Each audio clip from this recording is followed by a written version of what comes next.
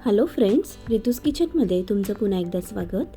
आज आपण लाल भोपळ्याच्या किंवा डांगर पुऱ्या कशा बनवायच्या ते बघणार आहोत. त्यासाठी इथे मी अर्धा किलो डांगर घेतलेला आहे आणि त्याची सालं काढून बारीक काप करून स्वच्छ धुवून घेतलेला आहे. हे आता आपण एका कुकरमध्ये टाकून घेणार आहोत.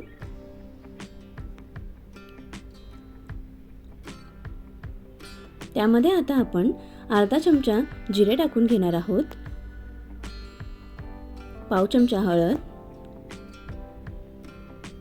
आणि 1/4 कप पाणीही टाकणार आहोत.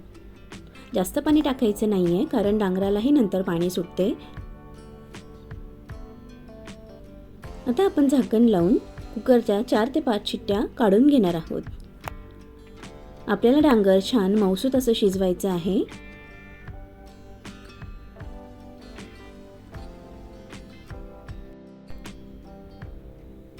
चार ते 5 शिट्ट्या झालेल्या आहेत. आता आपण कुकरची वाफ जाईपर्यंत थांबणार आहोत.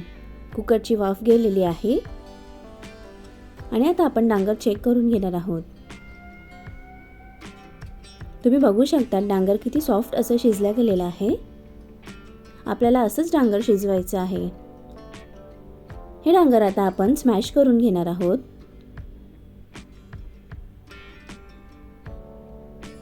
आपलं डांगर स्मॅश करून झालेलं आहे, पण हे जरा ओलसर आहे, त्यामुळे आपण गॅसवर पुन्हा एकदा 4 ते 5 मिनिटं छान परतवून घेणार आहोत आणि यातलं पाणी आटवून घेणार आहोत.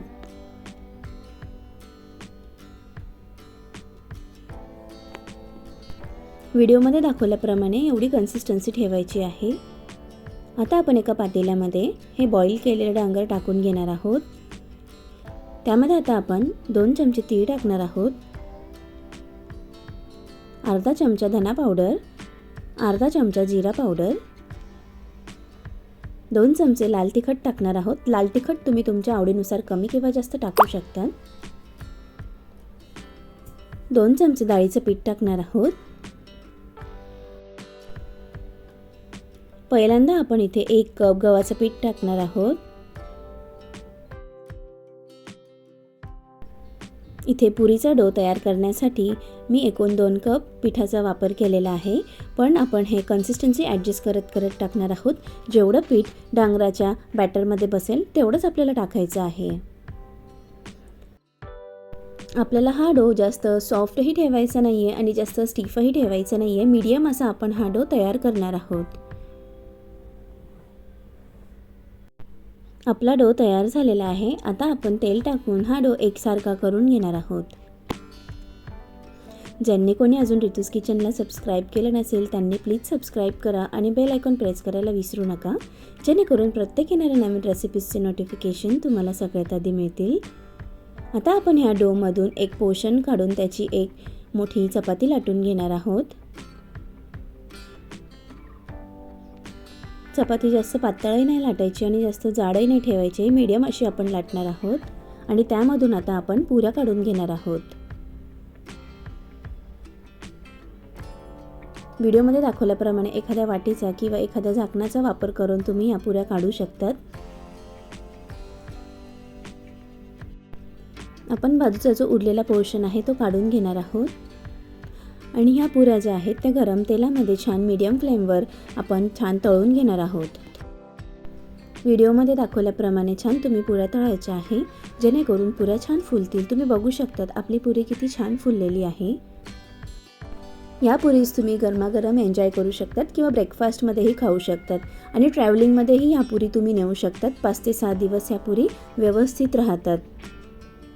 परफेक्ट ट्रॅव्हलिंग टाईम स्नॅक्स आहे, त्यामुळे तुम्ही ही रेसिपी नक्की ट्राय करू शकतात. या पुऱ्या थंड झाल्या तरीही तितक्याच टेस्टी लागतात. या पुरीज तुम्ही चहासोबतही एन्जॉय करू शकतात. तुम्ही बघू शकतात आपली पुरी किती छान फ्राय झालेली आहे. आता आपण दुसरी पुरी ह्याच पद्धतीने तळून घेणार आहोत.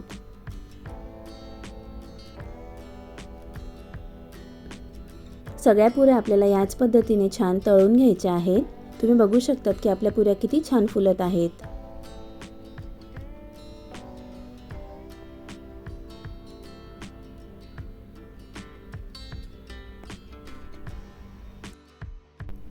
या पुरीस तुम्ही सॉससोबत, लोणच्यासोबत किंवा कुठल्याही चटणीसोबत एन्जॉय करू शकतात किंवा नुसत्याही खाल्ल्या तरीही त्या तितक्याच टेस्टी लागतात. आमच्या फॅमिलीमध्ये हे तर फेवरेट टी टाईम स्नॅक्स आहे.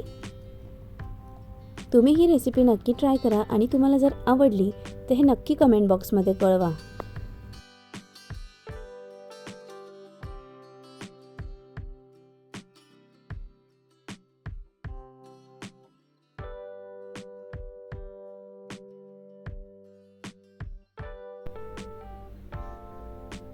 आपल्या गरमागरम डांगरपुरी एन्जॉय करण्यासाठी रेडी झालेल्या आहेत. ह्या आता आपण सर्व करून घेणार आहोत. ही रेसिपी नक्की ट्राय करा आणि तुम्हाला ही रेसिपी कशी वाटली हे कमेंट बॉक्समध्ये कळवायला विसरू नका. पुन्हा भेटूया अशाच एका नवीन रेसिपीसोबत. तोपर्यंत बाय बाय.